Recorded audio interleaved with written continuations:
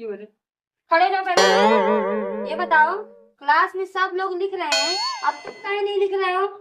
Madam जी कुछ नहीं आ रहा है। कुछ नहीं आ रहा है? नहीं मैडम कुछ भी नहीं आ रहा है। कुछ भी नहीं आ रहा है? नहीं मैडम कुछ भी नहीं आ रहा है। कुछ तो आ रहा होगा। हाँ मैडम कुछ तो आ रहा है। क्या आ रहा है? मैडम जी रोना आ रहा है। क्या करेंगे? क्यों रे? रोना